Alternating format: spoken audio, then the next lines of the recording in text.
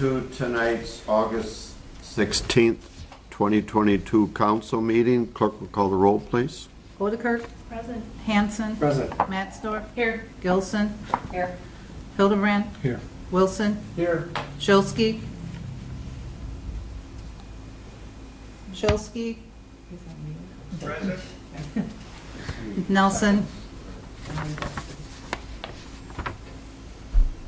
Let the record show we have a quorum. Next is the pledge. Please stand. I pledge allegiance to the flag of the United States of America and to the republic for which it stands, one nation, under God, indivisible, with liberty and justice for all. Brenda, put your mic down. Toward you, yeah. Oh, you're not using that? Okay. Use your outside voice. Because Bob can't hear you. He's got hearing impaired. Okay. Moving on, next item is the approval of the consent agenda. Chair will entertain a motion. I move we approve the consent agenda. Wilson? Second, Gilson. We have a first and a second. Any discussion? Clerk will call the roll, please. Hildebrand. Yes. Mattsdorf. Yes. Wilson. Yes. Odekirk. Yes. Hanson. Yes. Shulsky. Yes. Gilson. Yes. Motion carried. Thank you. Item 4, I'd like to take a minute at this time and introduce our new city administrator utility manager, Tim Blakesley. And I told him that he had 3 or 4 minutes, and he assured me he would cut it short. So with that, welcome, Tim, to the City of Plymouth and the Common Council meeting. And tell us what you want to tell us. Sure. Well, yeah, I'll keep it short, but thank you very much again for having me. I've obviously had a great first 2 weeks. It's been a bit of a whirlwind, but trying to catch up on progress, trying to help Kathy out. She's only jumped for joy 3 times so far, so it's been great. Trying to meet with as many staff as possible. I know I had mentioned, one of my goals was to meet all full-time staff individually, so I've started that project. I threw 10 or 12 folks so far, and staff, residents have been great, and I'm just excited to get to work. Sounds good. Thank you and welcome. Thank you. And thank you for all the good weather that you've been bringing Yeah, too. I'm glad that We appreciate that. come wintertime, you may not. Okay, thank you. Moving on, item 5 is the audience portion where we ask people to sign in and be recognized by the chair. This evening, no one signed in, but we do encourage people to come and address the council. You do the talking and we do the listening. Item 6 is not needed. No items were removed from the consent agenda. Moving on to item 7, new business. 2021 audit presentation. Our auditors for both the city utility and the city of Plymouth are Baker Tilly, and I'll ask our utility manager Kim to introduce our auditors, and tonight we get to pick on them a little bit and see how well we're doing as a city and a utility. Kim. We're very fortunate to have Baker Tilly do our audits for us. There's 2 teams, and that's why we have 2 presenters. Amanda Blomberg does the city, leads the city team, and Gwen Zig leads the utility team. So I don't know who's going first. I think Amanda? Yeah, Welcome. thanks for having us. One question, did you want me to share our presentation, or do you have those in front of you? We have all the presentation material that was sent. Maybe you can touch on some highlights that you came across in your second year and how the combined audit process is going. Yeah, well, just to comment a little bit, I know the utility team has been working with city for a number of years, and so the city team or where we look at, the general fund and debt service and capital projects and your special revenue funds. This is only our second year in, but, it was that first year is always a little bit of a hump to get over. We have a little bit of learning to do and kind of interpreting what has been going on in the past, reading those financial results and the information in the general ledger. So this year we felt, much more, things went pretty well, nice and smooth, and, we kind of knew more what to expect, and we had already handled some of our major questions that came up in year one. So we're really happy that, we're able to, move and get things done a little bit quicker here in year two. But with that said, I am going to spend a little bit of time just talking about a few financial statement highlights. We probably received a number or a few documents in the last couple of weeks here. One is called the financial statements, and that's a pretty long document, a lot of information in there. So Gwen and I will address pretty specific information in there, but information that kind of gives you that overall picture as to how the city and the utilities are doing financially. And so we'll give you some benchmark information that you can use in reviewing that information. I think in the council packet, you should have received a couple of documents with some graphs on them. I'm going to start with the one that says City of Plymouth General Fund results on the top. Does everyone have a copy of that? It's just 4 pages. Yes. All right, so what we're going to start with is the general fund balance. And so the general fund gets a lot of attention because it has the majority of the tax levy going there, and it has a lot of the normal operating expenses of the city being charged there. So the health of that fund is important to the city as a whole. The fund balance in any fund is essentially its equity. So your assets minus your liabilities, whatever's left over is your fund balance. So fund balance can fall in a few different types or categories, and that's what's at the top of page 1. You'll see that there's a comparison of these different categories of fund balance in 21 compared to 2020. I'm going to start at the bottom line here, and talk about the non-spendable fund balance, which is the lowest amount in here as far as number. Their non-spendable fund balance is really that part of your assets and your equity that is not able to be liquidated on short notice. So the reason for that is, some of this balance is related to prepaid items. So if you prepay insurance for a month or so prior to the end of the year, you've already spent that money. You can't spend it on anything else, so it becomes non-spendable. The other piece of this fund non-spendable category would be advances, long-term receivables. Essentially, in this case, almost 150,000 of the 195 presented here is an advance to TIF 6, which is essentially a funding mechanism as a TIF is kind of in its earliest years. Some of those costs might be financed internally versus going out and issuing debt or borrowing. So that advance can't be paid back immediately, so it can't be liquidated essentially to pay current bills. So that's a really small amount in comparison to the city's fund or the general fund fund balance as a whole.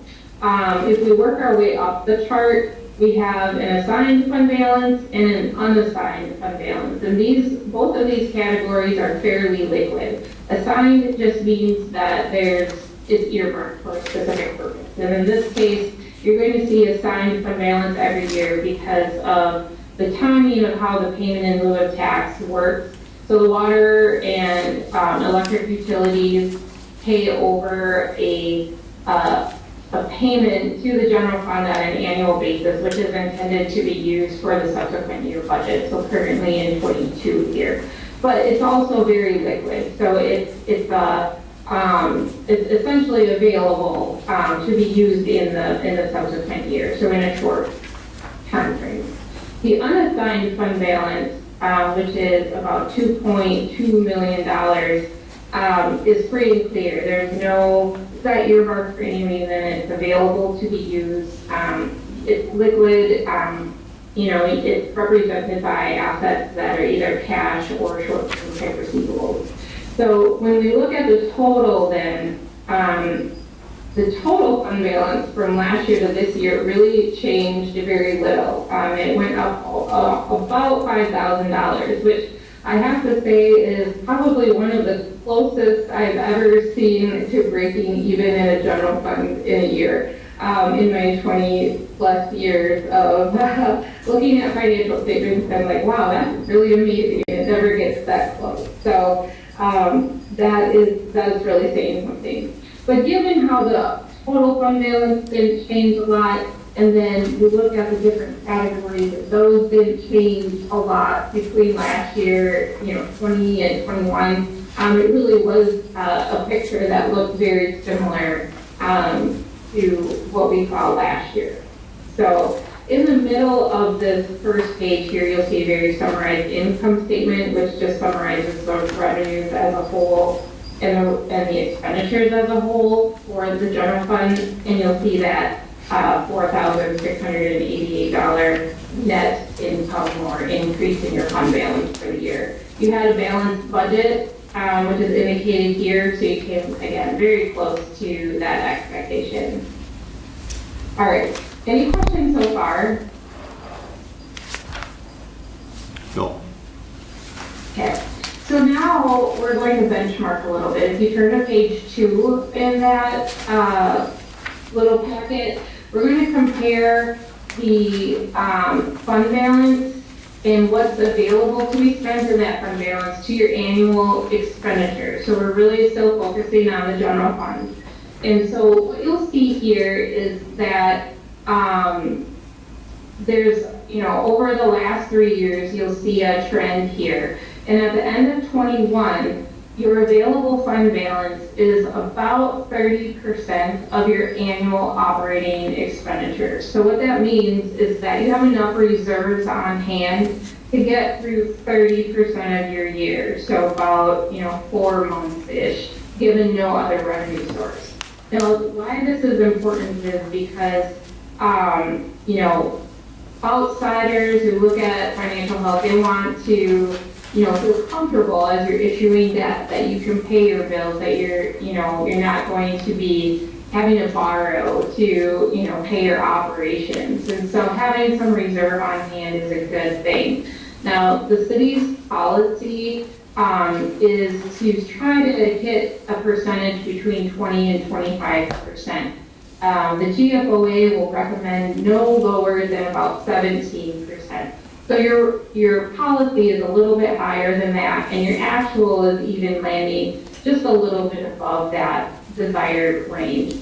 Honestly, not a huge deal if you are a little bit over that. Just gives you a little bit of extra cushion if something unexpected were to come up.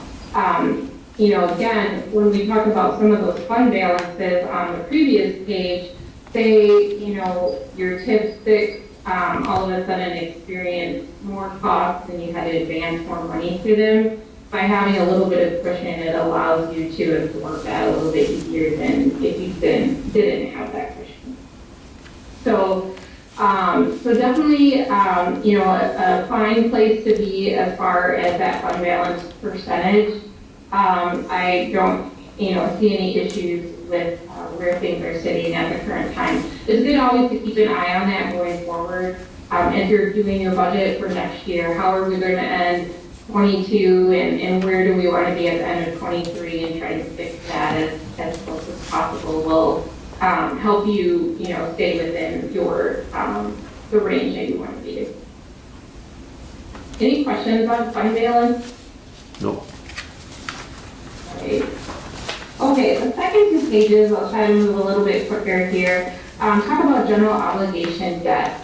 And both the city and the utilities have issued general obligation debt to finance its projects. As you probably know, GO debt is actually secured by the tax levy. In a lot of cases, if the utility is issuing it, the utility user charges are going to repay that. But in the end, the tax levy is what's really, the collateral for GO debt. Because of that, there is statutory limitations as far as how much GO debt can be outstanding by any community or municipality. That limitation, it equals 5% of the city's equalized value. So if you look at the chart on the top of page 3, you'll see the debt capacity on that top line, or that dark black line. And you'll see that goes up over time because the equalized value goes up over time. So your capacity increases as your community grows and becomes more valuable. The bottom line indicates how much general obligation debt has been outstanding. And you see a gap between those 2 lines, which means that you're not running up close to that maximum capacity, which is good. You don't want to overextend yourself. So at the end of 21, GO debt was at 34% of its capacity, so about a third. That's, again, healthy place to be. 50% is pretty normal for an average community. A growing community with active TIF districts, I see that even higher. So, given that both the utilities and the city issue GO debt for the majority of its projects, would make me think that you might see a higher percentage here, but it's actually quite low. So you've kept the amount of debt pretty well in check, which again, gives you a lot more flexibility as you move into future projects. Any questions on that page?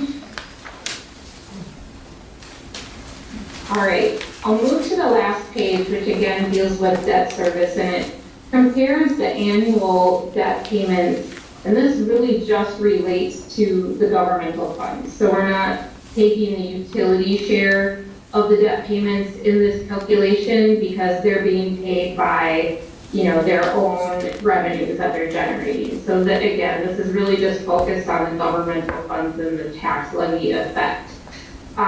So here we're comparing the principal and interest payments made in 21 and comparing it to non-capital expenditures of the governmental funds. And so we're basically seeing how much of your expenses on an annual basis relate to payments of debt.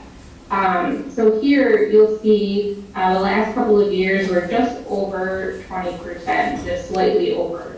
20% is something that I hear is a good goal to have, to try to stay around that point or below. So again, having active TIF districts, a lot of growth happening, tend to see more borrowing. But there's other sources that are often paying that, like the tax increments generated by those TIFs. So again, knowing your situation and the TIFs being, new TIFs being created and having some projects in them, being just over that 20% mark is not an issue either. So again, just overall, when we talk about fund balance and the debt situation, both are, seem to be right on track. No concerns that I would know for you to be aware of. Any questions I can answer on those before I turn it over to Gwen or any other Nope, that's fine, thank you. questions? Awesome. Well, for a little recap on the utilities, I will be speaking from the utility handout, which is about 8 pages, has some trend graphs and such. So if you wanted to grab those and flip over to the first page with the first graph, which is comparing electric kilowatt hours sold over the last 5 years here. And for utilities, we're really focused on the revenue generation of the utilities, as that is obviously kind of the business that we are in. And it's a little bit of a contrast of kind of comparing to how your governmental funds are operating. We are generating our revenues through user fees, and so we really focus kind of our financial analysis of the health of the utilities on revenue, debt, and cash, unrestricted cash on hand. So that's what our graphs will go through. I'm not going to spend a ton of time on your consumption information here, just because I don't think there's really anything substantial to be concerned about by any means. What you can see in the graphs here is that your consumption levels are remaining very consistent. And even from 2020 to 2021, we see a lot of consistency, almost dead equal to the prior year. And that really goes to your type of customers. Your industrial customers, a lot of refrigeration in town, are really going to be using the same amounts and levels of consumption, whether there's work stoppages or not. So that's where I think there's a lot of consistency in your trend here for electric. Shifting over to water, in 2021, we're back on track with where we were in 2019 and previously.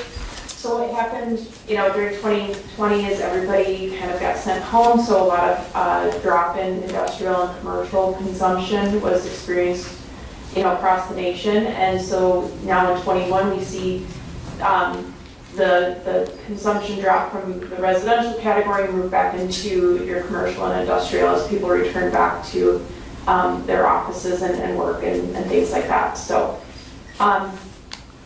your consumption again in line with kind of your 2019 trends here. So nothing really of concern there, which is good. I mean, as you also probably are thinking in your mind, well, we've added a decent amount of customers since 2019, but yet our consumption is right on trend. And that's, as people are installing energy efficient water usage appliances and things like that, we will add more customers, but the usage of water is really not going to substantially change. And so that is also another industry trend that we're seeing across the nation. Moving to page 4 at the very bottom here for the consumption of sewer gallons billed. A little bit of uptick here in your industrial customers. Otherwise, again, your trend is really consistent, I would say here. With that, I'll just keep moving on here to your rate of return information. So the electric utility and the water utility are regulated by the Public Service Commission of Wisconsin. The sewer utility is regulated by the commission itself. And so, as such, the electric and the water utility are subject and authorized a rate of return. And what that represents is you have invested a substantial amount of infrastructure, money into infrastructure of the utility, putting up electric lines, water mains, etc. And so what the PSC allows is that you're able to receive a return on that investment. And what that really is to do is, as you're using up those assets, you're recovering the cost of those assets, plus a little bit extra, so that way when you go to install the new assets, in theory, that should come up with, the overall cost of, the new cost of installing those infrastructure assets. So the PSC for your electric rate order, and these rates have been in effect since May of 2015. They've authorized a 5.3% rate of return. And so that really is represented by the blue graph, the authorized rate. and then the red graph represents what your actual rate of return is. And so each year, the utility makes a bit short of that. And so in the last few years here, we can see that the gap or the difference has increased a little bit further. That may be indicative of potentially the need to adjust rates, potentially especially as inflation has increased, our costs of providing services have increased as well. The utility has grown in the last few years in terms of employees and the structure of the organization overall with the merging of the city and the utility staff and kind of rearranging those duties amongst different staff members. And so that's usually a good time to go in for a full rate case with the PSC, and that's really not just to increase rates because we want more money. That's not the intent at all. It's to adjust our rates so that's really reflective of the cost of service that we're providing to our customers. So then I'll flip over here to the water rate of return on page 6 at the bottom. And that's a similar trend here for the water utility. The water utility is authorized at 6% rate of return on its investment in infrastructure. And that actual rate of return has floated around 3 to 4%. So just something to keep in mind as it may be indicative of the need to adjust rates through a full rate case. The utility did receive approval and adjusted water rates effective January 1st of 2022. A 3% increase really is just going to be keeping up with your inflationary rate of your cost of service, such as your wage increase, the cost of chemicals to treat your water, those types of things. So it's not really going to likely boost your bottom line. It's just going to keep it from getting worse, I guess, in theory here. So any questions about consumption rate of return thus far? No, you're good. On page 7 here, we're going to look at our unrestricted funds on hand. This is showing really healthy unrestricted cash. What has happened in the last few years is that utility has moved away from having revenue bonds. And as Amanda was speaking to, they have instead issued a lot of general obligation bonds. As such, a lot of the cash on hand is not restricted. If you have a larger amount of revenue bonds outstanding, those revenues are what secure the debt. And as such, those bondholders generally require some additional comfort that you'll be able to continue to pay bills and make your debt service payments and such. Revenue bonds usually come with a lot of restrictions on cash. And so that is one of the reasons why your unrestricted cash balance is a bit higher. Generally speaking, we say a minimum recommendation of 3 to 6 months. The red graph here represents 3 months, and so you still have a healthy amount of unrestricted cash, even if we were going to, judge that red bar at 6 months of estimated revenues. And so to calculate that, we take your annual revenues, essentially divided by 12, and compare it to your unrestricted cash on hand to determine the months of cash on hand. So it really helps to have ample cash reserves, especially when customers aren't able to pay their bills. And as we kind of enter into some uncertain economic times, a healthy cash balance is a good position to be in. So good spot on our unrestricted cash. And then on the last page here, this represents the percent of equity we have in our infrastructure. And so usually that tends to be a pretty good blend of about 50-50 is the general benchmark that we would recommend. The utilities have aggressively paid down their debt and are essentially less than 20% debt funded. So that means that we have the ability to borrow relatively easy. There should be capacity there for debt borrowing for new projects if we find the right project that makes sense to issue new debt for. So that kind of recaps my slides here. Just kind of circling back on kind of our team approach here. I've been working with Plymouth Utilities for a long time, and so we're grateful to bring Amanda and her group in to work on the city portion of the audit. And it's really helpful to have the two teams as I can effectively and very quickly, look at utility revenues. Amanda and her team is great at looking at tax revenues and TIFs, and they have all the know-how. And we do a lot of checking back and forth as we each prepare our individual reports. So we definitely work together very closely as we, leverage each other throughout the audit process. So while you do technically still have, kind of two different teams, it's really a combined approach from our perspective as well. So with that, we would summarize, thank you to the commission and all the staff. Everybody was extremely helpful. We were able to complete our audits with no problems or any holdups. So your staff were essential in having everything well prepared and available for us. And then if we had any questions, they were very quick to follow up and respond. So with that, if there's any questions, we would entertain them. We thank you. We thank you very much for going through this with us, and the reports indicate that we came out with good audits, which is important to us. And I think we do have one question. Alderman Hanson. Question I have for you, and maybe it's not, maybe you don't answer this, but we're having a full appraisal of the city. Does that have an effect of anything? That'll be shown up probably next year, or when the full appraisal is done, and maybe our administrator, mayor, can answer that better than you can, but do you know if it affects anything? Yeah, I'll take that question. It kind of depends.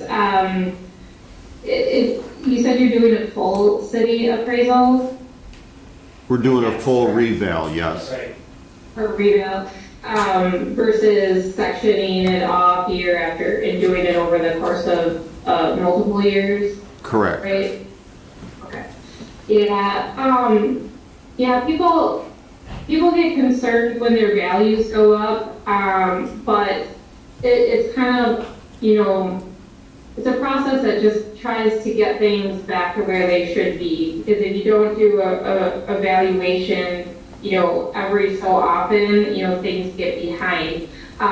In an ideal world, which probably doesn't happen, but, like say all of the properties in town increase at the same rate. Well, that really doesn't have an effect on what everyone pays, because the mill rate would change, might go down as a result. So it really just depends on kind of how people's properties change in relation to each other. Or maybe one was undervalued before and now it's getting caught up, or maybe something was overvalued and now it's going down. So those would have bigger effects on, what they end up owing. But, it is something that I think is, I'm not sure if it's a statutory thing, but it is something that, obviously municipalities have to keep up on to make sure that they're not, that the assessed values are appropriate and that that feeds into, what the eventual mill rate will be when it comes to the tax levy as well. So people are really interested in what that looks like as well. So as far as the audit goes, you will be aware of that and it'll adjust according to how it works.